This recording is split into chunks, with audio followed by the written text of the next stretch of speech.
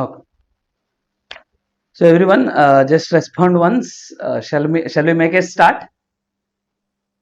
So just message me, just chat with me. I think simultaneously I cannot speak to you.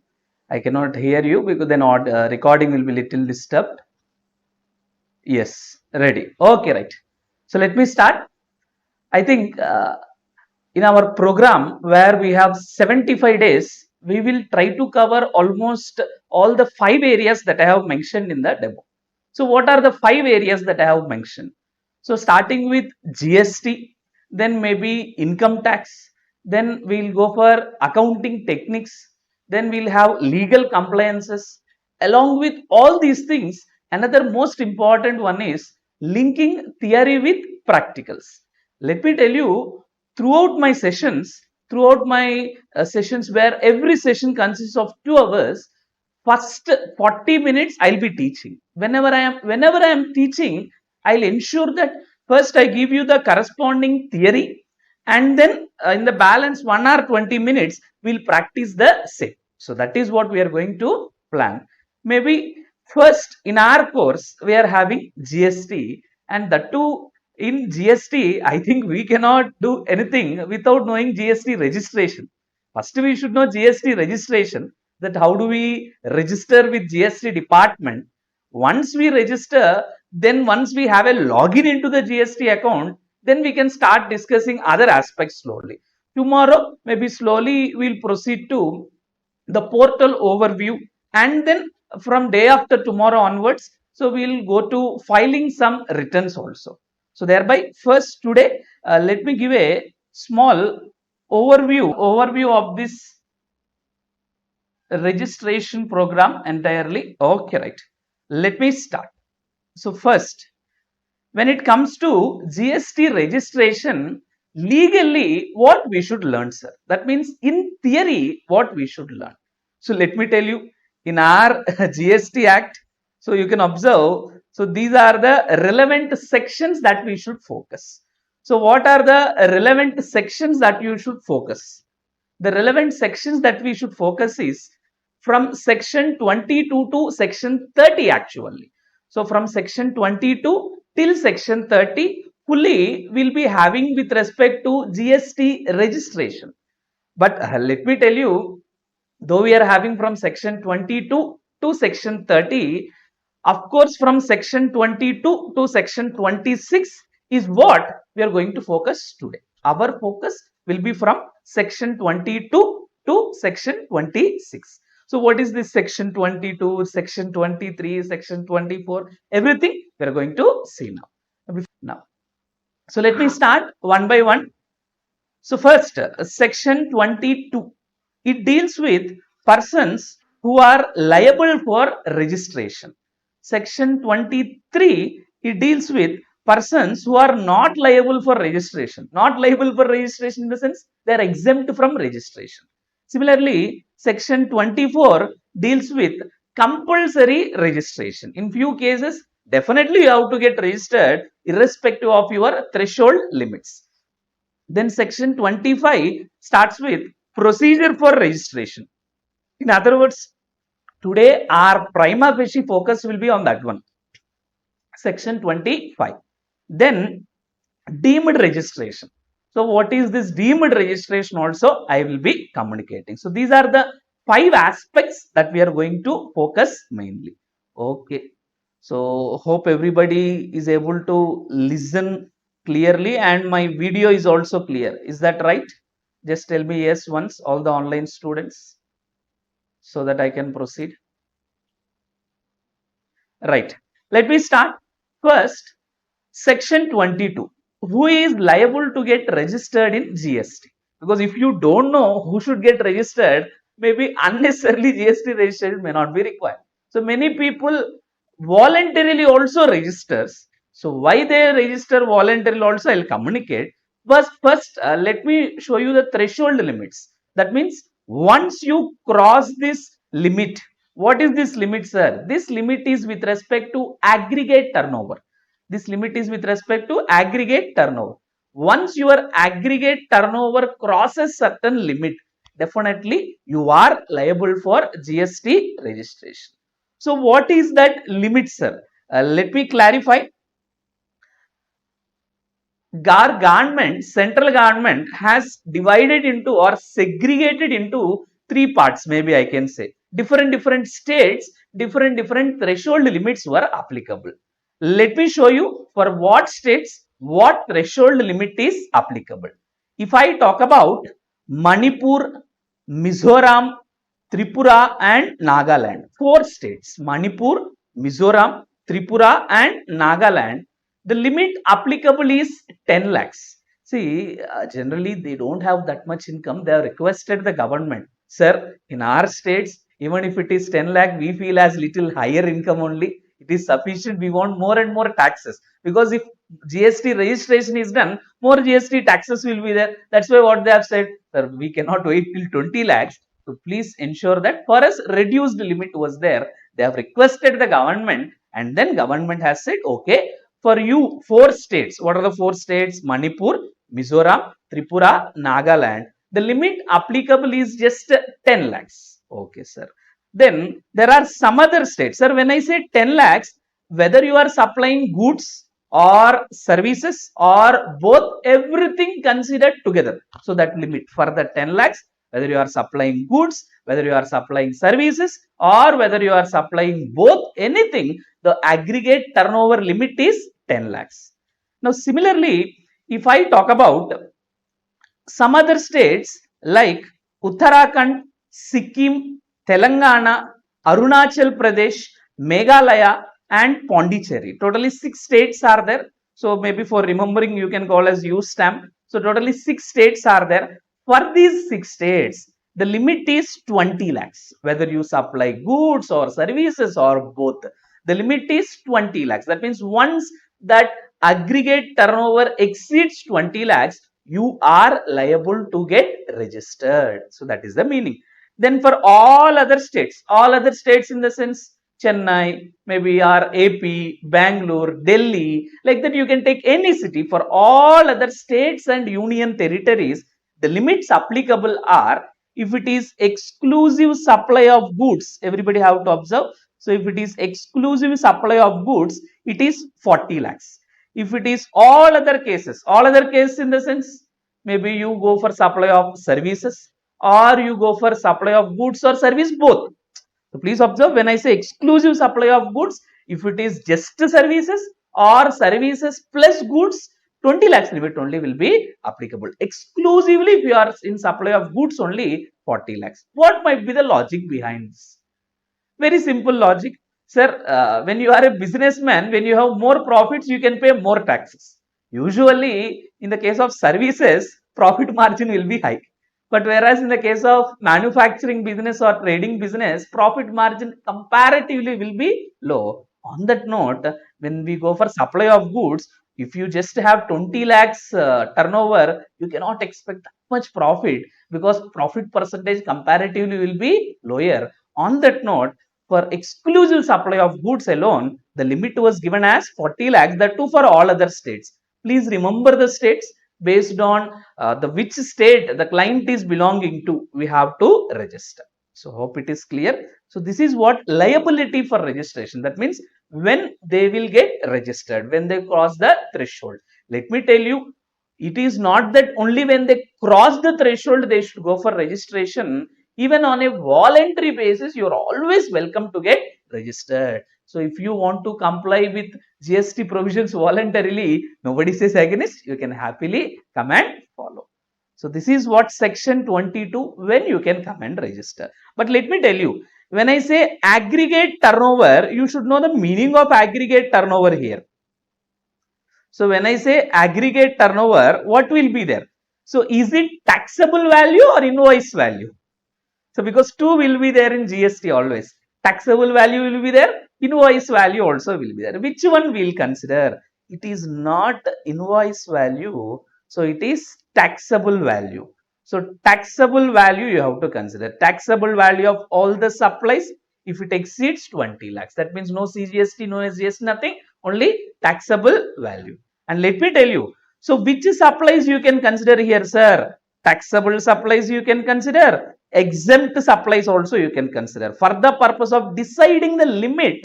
Hello, for the purpose of deciding the limit, all types of supplies, taxable as well as exempt, both are considered.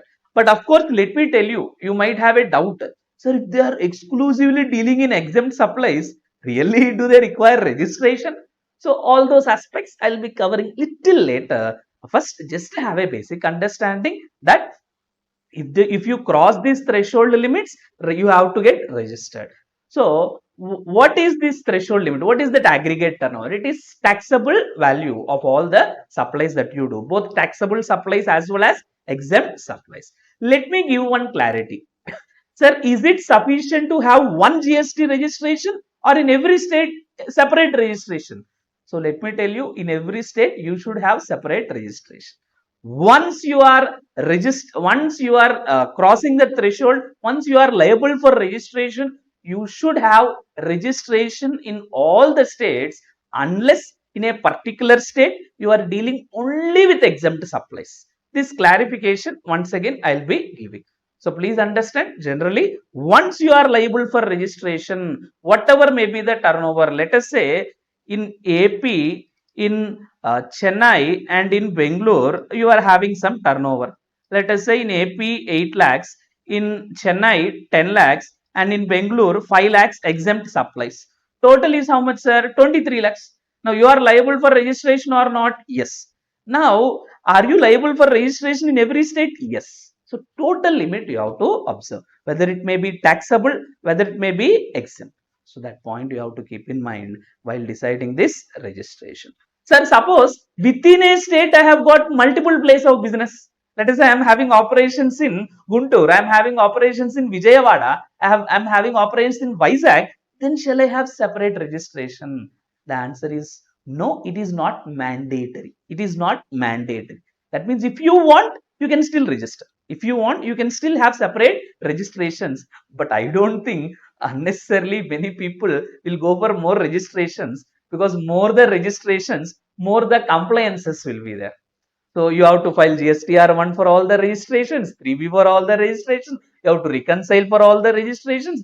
Compliances only will increase. That's why usually they don't go for that. So hope you are understanding. So this is what about threshold limits. When you are liable for registration, so what are the limits? Even voluntary based also you can register. See, in-depth discussion is not possible, because we have to apply into practice also. That's why whatever are very, very important into practice, that aspects alone I am discussing. So this is what about section 22. Now let me deal with section 23. So what is this section 23? Who are exempt from registration? Who are exempt from registration? So who are exempt from registration, sir? Let me tell you. If you are exclusively engaged in making exempt supplies, that means, sir, you can observe few agricultural products are exempt. That means they don't have any tax. We have a separate notification. And non-taxable supplies also included. That means petroleum products are there. So that is non-taxable. So that is not under the purview of GST.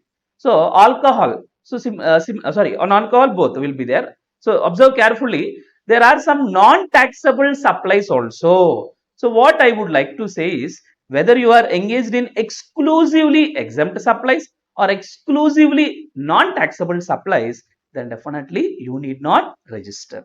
So you are exempt from registration, though your turnover crosses something else. Okay, right. Now, second one, exclusively engaged in RCM supplies. What is RCM, sir? Reverse charge mechanism.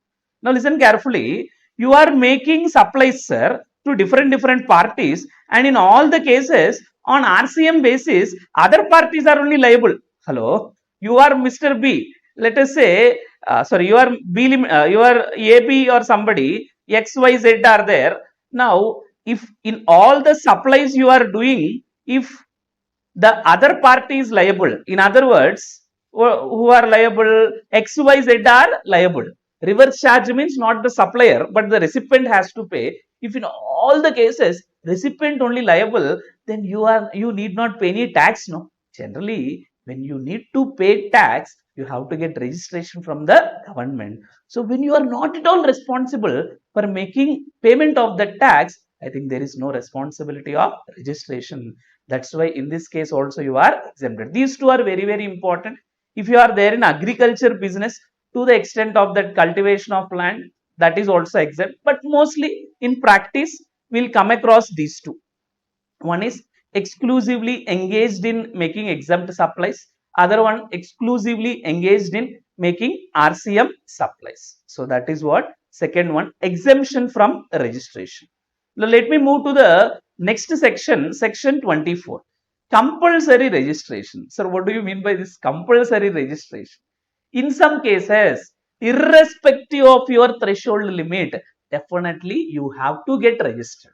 Irrespective of your threshold limit. That means whether 20 lakhs is crossed or not, you have to get registered. So if you observe, many points are there here. So I would like to show you. So one is interstate supplier. What do you mean by interstate supplier? That means if you are supplying goods to another state, generally to decide intrastate and interstate, we'll have a basis telling that location of supplier, place of supply. These two have to be observed. If location of supplier and place of supply both are in the same state, then we'll say intrastate. Then CGST and SGST will be levied. If both are in different places, we'll call it as interstate. Then definitely if it is interstate, IGST will be levied. So if you are interstate supplier of goods, let me tell you, it is goods, services are not there. If you are interstate supplier of goods, definitely you have to get registered, no option. You have to get registered, no option. Similarly, if you are a supplier of goods through ECO, ECO in the sense e-commerce operator. Suppose you are selling goods through Amazon, you are selling goods through Flipkart, definitely you have to get registered. Let me tell you, I am not once again telling supplier of services. So you can take the service of Swiggy, Zomato, etc. Then you are not responsible. You can take the service of Make My Trip, Goibibo, etc. Then you are not compulsorily liable. Now please observe carefully. Supplier of goods, interstate supplier of goods. So that is what important. Then only you are compulsorily liable for getting registered, irrespective of your turnover limit. Similarly, if you are a recipient under RCM, that means previously only I have discussed, if you are making RCM supplies, then you need not pay the tax, recipient has to pay the tax, then recipient only has to register. That is the point here. Suppose you are a recipient in RCM, then definitely you have to pay tax to the government. Once you have to pay tax to the government, even if it is one transaction also, you have to get registered with the government. So these are some important aspects. Input service distributor also, usually these are the important aspects which we regularly apply, but there are many other aspects also, like casual taxable person. Casual taxable person in the sense, you don't have any fixed place of business, but maybe occasionally you will go and do business there. As you don't have fixed place of business, you can register because you will do supplies, but you will register as a casual taxable person. In detail, once again, whenever required, we will discuss. I just want to convey that there are few scenarios where irrespective of the threshold limits, you have to get registered. So that is what I want to convey now. So please observe the other also, different things will be there. If you are an e-commerce operator, definitely you have to get registered. If you are an agent making supply on behalf of supplier, definitely you have to get registered. TDS deductor, in few circumstances TDS you have to deduct. So I will discuss all those things later, sir. For today, if you just have a basic understanding as to when you should get compulsorily registered, it is sufficient. Now with this section 24 also I am closing. So let me enter into the most important part for us. So which is procedure for registration. So how we should get registered, sir. So let me tell you clearly how we should get registered. So please observe carefully. First, we have to make an application to the government. We have to make a application in Gst Reg01. Like that, one form will be there. So we have to apply. We have to register with the government in the form Gst Reg01. Okay. There are two parts will be there. Part A, Part B. Part A is some basic information Whereas part B, you have to give details like your address, principal place of business, who is the authorized signatory, like that many sub details has to be given. But both are part of GST REG 01. You have to fill it. Once you make an application like this, then immediately once you submit, you will get a acknowledgement. What you will get? Acknowledgement that you have given so and so details. So that will be generated immediately in the form of GST REG 02. Sir, first we have to make an application to the government. The application form is GST REG 01. There we have to fill part A and part B. Then we'll get an acknowledgement in the form of GST REG 02 that you have submitted. Listen carefully. Immediately then, once you got the acknowledgement, within 7 days, usually as per law, but not in practice, as per law, either you should get GST REG 06 or you should get GST REG 03. What is this REG 06 and 03, sir? 06 is certificate of registration. What is that? Certificate of registration. Whereas REG 03 is notice for discrepancies. Sir, sometimes when you have uploaded the data, there may be possibility that one or two mistakes may be there or government may not understand properly. You may have submitted one deed, but the deed may not have little clarity. They will ask you for further details like that. So they may give a notice for further discrepancies. So after giving notice for further discrepancies, within 7 days, you have to go for GST REG 04. This is the reply that you give to the government. For this, you have to give reply. Sir, these are the issues. Okay, now I have corrected it. Once you have given it, then they have two options. Either they will give you certificate of registration. Still, if they are not satisfied, they will reject it in the form of GST REG 05. This is the letter of rejection. So hope you are understanding. So what will happen? First, you have to make an application in the form of GST REG 01. Part A will be there, part B will be there. Later on, acknowledgement you will get once you submit. Then once you got that, within 7 days, either you will get a certificate of registration or maybe a notice telling that further details are to be required. So when they give a notice for further details, then you have to give reply for that. Once you give reply, either once again they may grant a certificate in the form of GST REG 06 or they may give a letter of rejection. Like this, the process will be there, sir. But rather than seeing like this, I think it is better when we see practically. Now, let me show you practically how GST registration will happen. So, let me show you, sir. But let me tell you one thing. So sometimes when we do practically live, it may take some time, sir, particularly in the portal, many details have to be filled. So for our convenience, what I have done is the practical live thing only that I have done. I'll just show it to you. I'll communicate everything clearly. You will feel as if we are doing now. Because if we do everything now, it takes a lot of time, OTPs, etc. All those things, issues will be there. I'll show you. Now please observe. So first, what we have to do? What is the first step that we should do, sir? The first step that we should do is go to the portal. So going to the portal in the sense, which portal, sir? That gst.gov.in. So that is the portal. Now in this portal, what we should do, sir? Go to that services tab. There will be a tab called services. Now that services tab, you will proceed. Now in services tab, you will be having GST registration. Sorry, services registration, new registration. Click on that new registration. Now in this page, you can observe, so two things are there, new registration and temporary reference number. So what is this temporary reference number, sir? Once you have started doing this application, then you will be given a number called temporary reference number, TRN. If you are in the half process, then you have to start with this TRN. Now it is sufficient that you can go with this new registration. Then they are telling you have to select something, what you are, how you are getting registered. So then you have to select, are you a taxpayer or are you getting registered as a tax deductor? So are you a tax collector All these things will be there. Usually for clients, how we register, they are a taxpayer only. So thereby, so we have to select that taxpayer.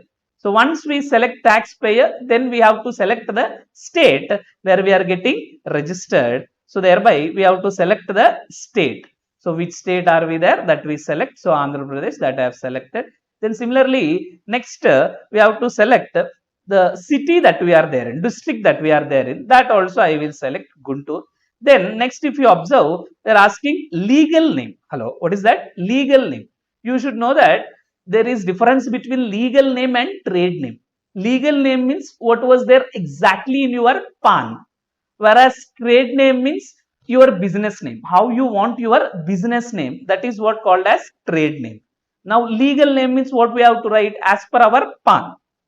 So I'll show you legal name we have to write.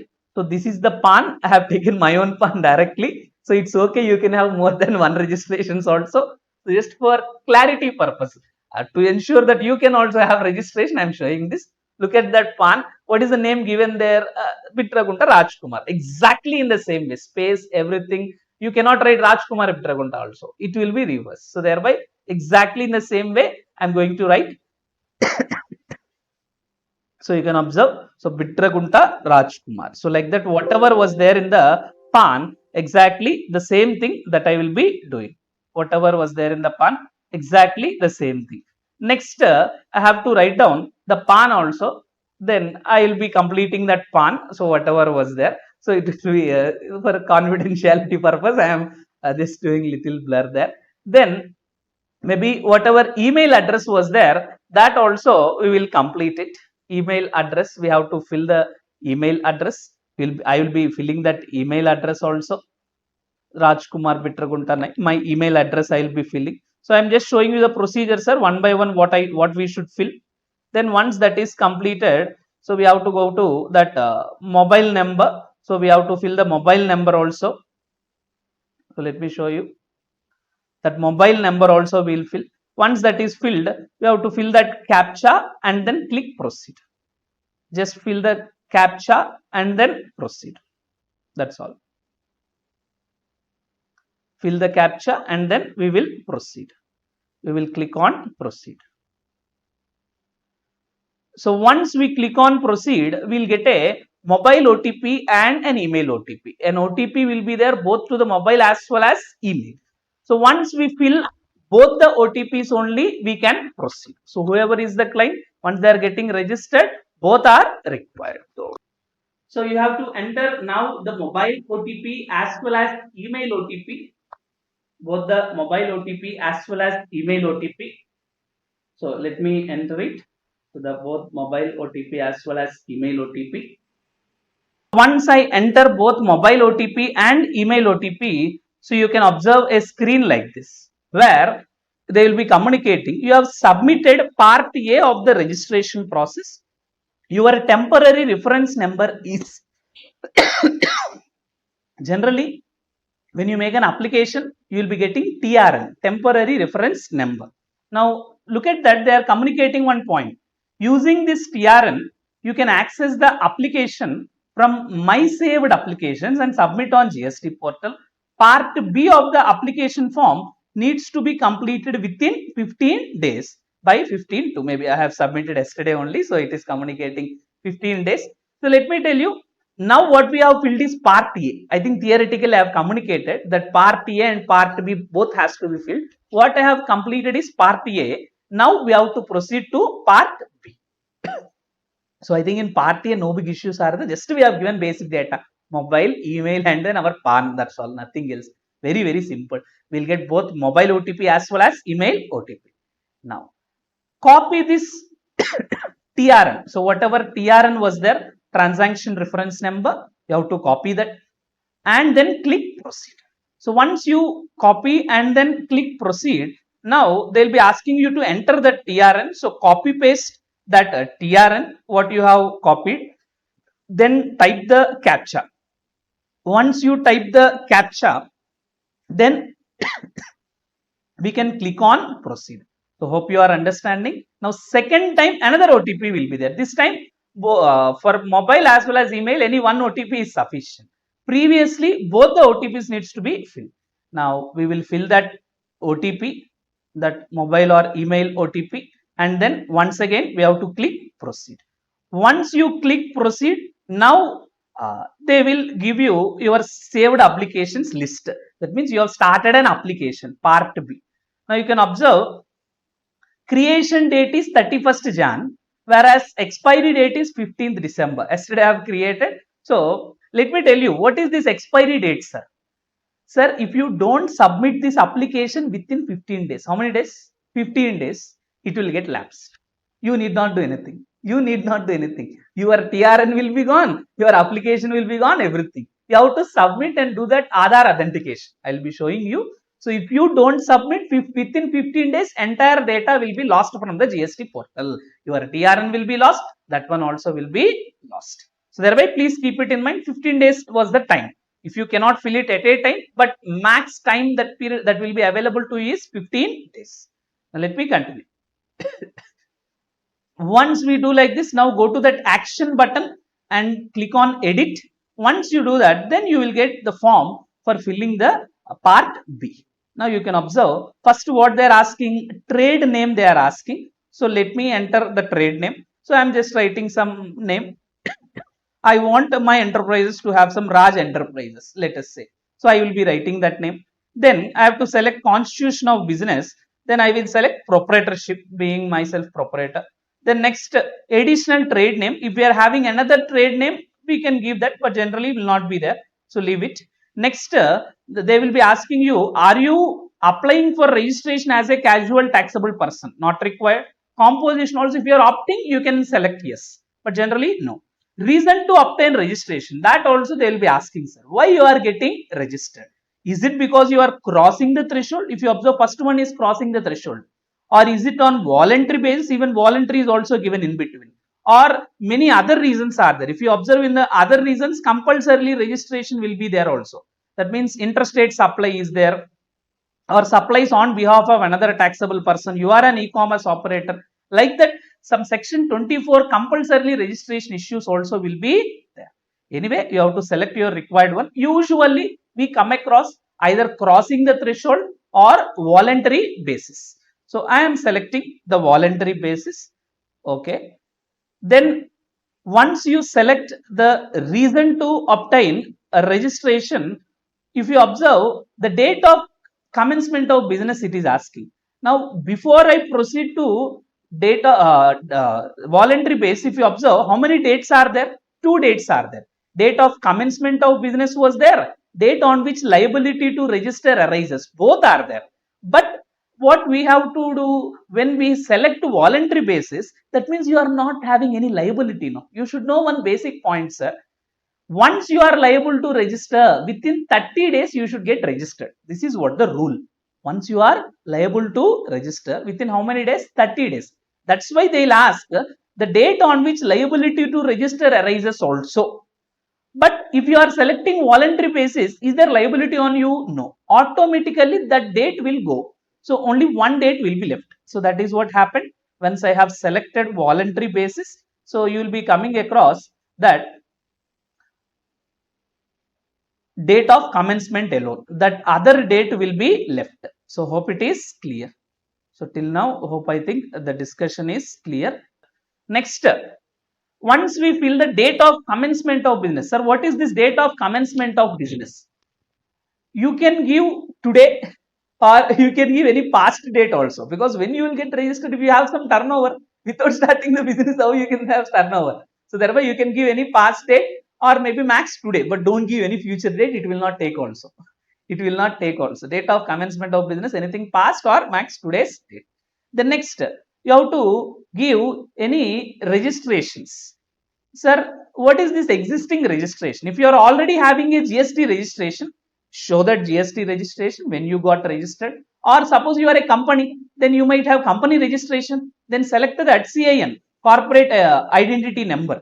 Then give the details. Like that, if you are having any registration, may it be under GST Act, may it be under Companies Act, may it be under any act, just to give that registration details. I am not selecting anything because for a normal person will not be there. So unless you are already registered. So that's all. Next, it will be asking a document for trade name. Sir, what is this document for trade name?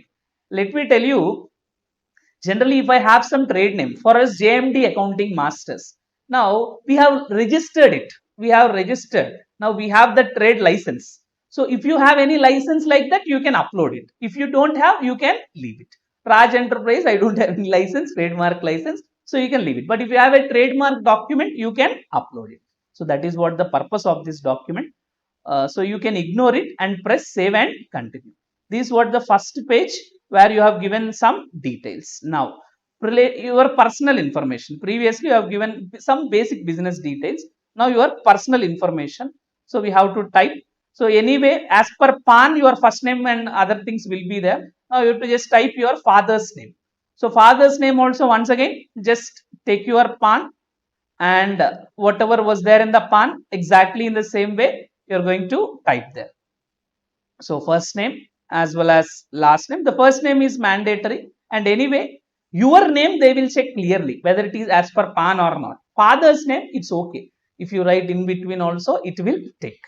Now, next we have to type that date of birth. We have to type the date of birth. Once we type the date of birth, next it will be asking the mobile number. We have to provide the mobile number. Then we have to provide the email address also. So this is all our personal information. So I'll be typing my email ID also. So I have to type my email ID. So once I give my email ID, next we have to select the gender, which is basic one. So I will select it. Next we have to select the designation. So for a proprietorship business, I have to select that proprietor. Then that's all. PAN you have to fill. I have blurred it once again, confidentiality purpose, that's all. Next you have to fill residential address. Now let me tell you, your address when you are filling, it has to be as per Aadhaar. Hello, your address, it has to be as per Aadhaar. Name has to be as per PAN and your address has to be as per Aadhaar. So thereby take your Aadhaar and based on that you have to fill some information. Now let me show you. When you are filling that information, that residential address, so first you have to enter that pin code. And let me tell you, it is not manual entering, sir. Once you start typing, you will get a drop down list. You have to select from that. So let me show you. I am typing, you are getting a drop down list. From that you have to select. You cannot type anything manually. You have to select from the drop down list. That's all, no option. Then state you have to select. Automatically state and everything will be there. City you have to select. That also you have to select from the drop down list. Then locality or sub locality within the drop down list, once again you have to select it. But it's okay, sometimes your locality may not be there in the portal. Then deviation is possible. It will accept it. Just they will warn you it is not in the database. Road or street also you can fill. Once again, it may not be matching. It is fine, but at least city, pin code, etc., everything should be from the drop down list. So once you fill all these things, any building number you can type just directly on door number or any number, whatever you want. For the dummy purpose, I've just written that one. Now next, they're asking a photograph. So in other words, your photograph needs to be uploaded. So let me upload a photograph. So your photo needs to be uploaded, right? So when I am uploading a photograph, you could observe they are giving a notification telling that only JPEG format is allowed. Sir, all these procedural issues also has to be taken care. So let me quickly convert that JPEG into JPEG format. You can use any website where the documents gets converted. So I am using one website. So where I would like to convert my photo into JPEG format. So I am converting it. So select that JPEG format which is required and then click convert. So just wait for conversion. Quickly it will be completed. Once it is converted, now choose the file once again and go on uploading your photo. Right. So I'm uploading the photo. Now once again it is telling another point. File upload size is 100 KB. See, these issues will be there. You have to be careful while you are practicing. So thereby, once again, let me reduce the size of the photo. So maybe all these things you might have done while doing any registrations also, not just GST, at least maybe CA final or something. So photo size will be there. So I'm reducing the photo size also. So just go to any online website where you can reduce the photo size. See, I just want to show you every step. That's why I'm showing whatever things that that generally will be there in our articles. Okay, right? So I'm just reducing the size also. I'll just resize it, select some quality percentage and I'll resize. It will give me the new size, 60 KB only. It's okay, sufficient for me. Now I will download it. So once I download, now start uploading it properly. Now it will accept that photo. See, first we have given business information. Now it is photo. Once photo is uploaded, now as it is proprietorship, I am only the signatory also for me. I will select that yes, authorized signatory and I'll click yes. That's all. Then we have to give the authorized signatory details because I am the primary authorized signatory. Once again, fresh details are not required. Whatever I have given previously will be automatically updated. Just you have to give a tick mark there. Primary authorized signatory. Automatically all other details will be filled. You need not do anything. Simply scroll below and then proceed and then just press save and continue. Just press save and continue. You need not do any other thing. Just press save and continue.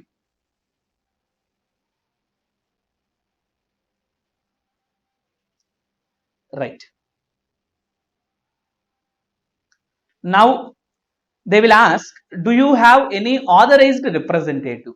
Generally, this authorized representative may not be there. This way. Do you have any authorized representative? So what is this authorized representative? If you are having any GST registered practitioner or if you are giving to him your responsibility, then it is required. But generally it is no. So you can leave it. So I think I have taken little higher time. Within 5 or 10 minutes, I'll be closing the session. You will start practicing also. Just observe. So you have to press save and continue. Now you have to enter your place of business details. It is principal place of business details. Previously our personal details given. Now it is principal place of business. Sometimes it may be matching. So now it is principal place of business details. Personal details were given. Now it is principal place of business. So once again, in the same way, first I have to type that pin code. So I'll be showing you quickly. I have to type that pin code. Then once again, the name, city name, then locality name, road, district, whatever it is, building name. Like that, I'll give some basic information. Then it will ask you to select the circle for which you are belonging. Once you type this, it will be asking you where you will be belonging. What is the circle in charge for you? What is the ward that you are belonging? It will give a drop down list. Select that one which is applicable to you. So there is nothing rules in that. Similarly, select the commissionerate which is applicable. Jurisdiction you are there. So whatever jurisdiction applicable to you, you have to select it. Once you select the jurisdiction that you are having, then contact information automatically uploaded. Now there will be main part. So you are telling principal place of business is there. Is it owned or is it taken on a rental basis? So you have to select. If it is rental, you have to give supporting document. If it is owned, also supporting document. Owned means something like property tax you have to give. Rental means something like rental agreement you have to give. So I will add a document also. So I'm adding a rental agreement. So I'm choosing the file and I'll be uploading that rental document also. Then even they will ask a proof for rental agreement also, because you may type something and upload, no? So thereby proof for that rental agreement. What is the proof, sir? Maybe in that place, if you are having any electricity bill, or in that place any gas related, like that, you have to give them another proof for your rental agreement. First, if you are rental agreement required. For whether that rental agreement is genuine or not, another proof. So I am selecting that electricity bill and I'll be uploading. So I'll be uploading electricity bill there. In that way, I have to submit some proofs. Okay. Sir, let me tell you, sometimes client may not give the details in time. Then if you want to continue the process, you upload some document, later on you can edit. That's fine. Empty documents also you can upload. and you can edit it. Unless you submit, you can edit within this 15 days period. Now, you have to select the nature of the business activity. Are you a supplier of goods or services? I am selecting supplier of services. Once I select this, now principal place of business details are given. Now I will press save and continue. Now, if there are any additional place of business, I have to mention that, because there may not be one place of business, but generally one place of business only will be there. So I am pressing continue. If you have any additional, you can add it in the previous tab only. Now, so I'll be just pressing continue. Now they'll be asking you to enter what type of goods are you dealing in, or what type of services are you supplying. So it is important to communicate what type of goods you are dealing in, or what types of services you are dealing in. For goods we will mention HSN, for services we will mention SAC. So like that we have to select any 5. HSN you can select 5, SAC also you can select 5. So let me select 2. I am a professional, I am taking professional related, maybe accounting etc also required. So I'll be selecting another. Just if you type 2-3 letters, it will give you the list. So thereby accounting I am selecting. Yes, legal and accounting services was there, or accounting and bookkeeping. I am selecting that.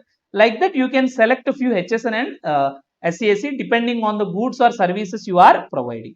Once you select, then press save and continue.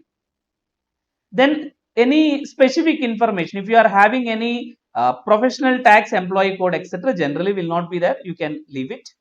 Press save and continue. So these are some basic information.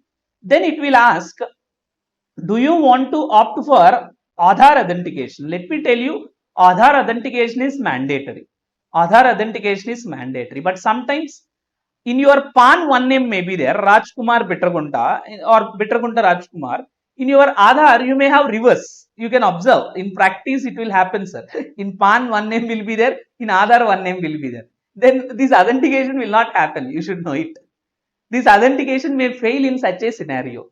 Let me tell you, first you have to opt for this Aadhaar authentication. If it is successful, just you will get a link, you have to go for it. If it is successful, that means everything is fine. If it is not successful, what you can do is, first you submit it. Whether it is successful or failure, if you just opt for Aadhaar authentication, definitely it will be submitted. The whatever application was there, it will be submitted if you opt for Aadhaar authentication. So thereby, if at all it is failed, then slowly within few days, maybe if you don't opt for Aadhaar authentication, or if it is failed, there may be a field visit by the assessing officer. This is rule. Assessing officer should have a field visit, but sometimes they may have it, sometimes they may not have it. Ultimately, when they have that field visit, or after few days, automatically registration will be there. There is a concept of deemed registration, that also I will be communicating now. So in this way, Aadhaar authentication point will be there. Now let me tell you, when we are trying, now today I will ask you to try. Don't press save and continue, because once you press that save and continue, you will get an Aadhaar authentication link. So, okay. So once you press that Aadhaar authentication,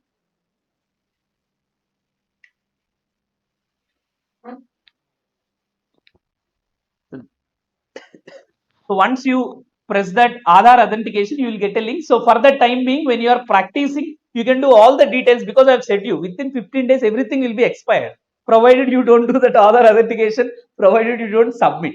So thereby, don't press on this save and continue. Simply leave it and directly press on the verification tab. Don't press save and continue. Just go to the verification tab. If you have full details properly, you can go for save and continue. But as we are not doing it properly now, just go for that verification tab, last tab. So once you go to that verification tab, there it will be asking you, first, are you doing it or not? Like that, you have to give a tick mark. I am only doing it, everything is fine. Like that, we will give a tick mark. Then you have to mention the name of the authorized signature, nothing but your name only. You have to select it there. It will be visible. You have to just select it. Then enter the place also.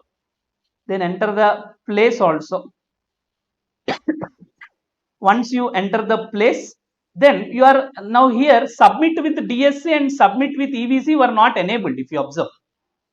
Once we fill everything properly and once we do that Aadhaar authentication, it will be enabled. Are you getting the point? So now, as we have not generated that link, As we have not done it, it is not getting submitted. Once you opt for Aadhaar authentication, and once you get that link, if you just press on it, then automatically that authentication will happen, then you can submit. This is the last stage. With this, everything, entire process will be completed. But let me tell you, what we have done is for a proprietorship firm. Similarly, there may be for company or there may be for firm. Let me tell you, most of the process remains the same. If it is firm or company, for firm, some extra partner related details has to be given. For company, directors related details has to be given. Other than that, most of the process remains the same. So if you practice this one, automatically you can try that one also. So hope you are understanding. So this is what about registration. So let me complete within 2 minutes that last point what I have communicated as deemed registration. Hello, what is that? Deemed registration. So what is this deemed registration? I have said, so within few days you have to get all these things. See, first you will make an application. Part A, Part B I have shown you. Part A is still getting the TRM. Part B is what we have filled till now. So once you press submit, what you get is GST REG 02, which is nothing but acknowledgement. So let me tell you, suppose after getting acknowledgement, within 7 days, if you don't get either of these things, which one? GST REG 03 or REG 06, you are deemed you are deemed to have registration. What is this? They need not give us a no. Generally within 7 days, but in practice they take 2 weeks usually. But within 2 weeks, if at all they don't give either of these things, either certificate of registration or notice for discrepancies, they say that deemed registration, it is over. Recently it happened to one of our clients where during Sankranti time we have applied, it was allotted to one assessing officer. Maybe he was on leave or he was on some personal leave during which he cannot transfer to some other person also. It has taken more than 10 days. He is unable to just accept it or do something. Now automatically it was registered. That was the deemed registration concept was applied.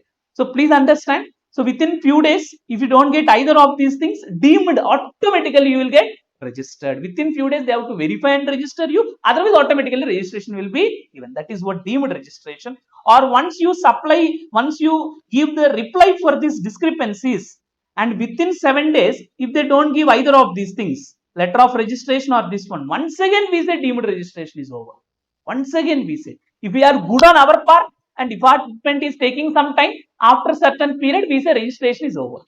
That is what the concept of deemed registration. Even if Aadhaar authentication is just completed and within 30 days nothing is done, maybe, then still if maybe if Aadhaar authentication is failed, that is what I'm telling. If Aadhaar authentication is done, this process will be there. If Aadhaar authentication is failed also, they have to do a field visit and check whether it is proper or not. So then 30 days time limit will be there.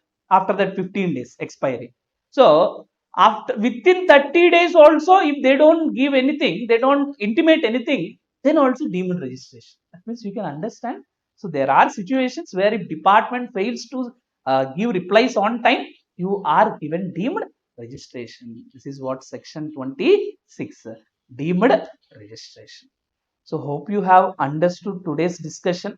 So just I have given initially some important points with respect to registration. Now mainly today we are going to apply this section 25 procedure for registration.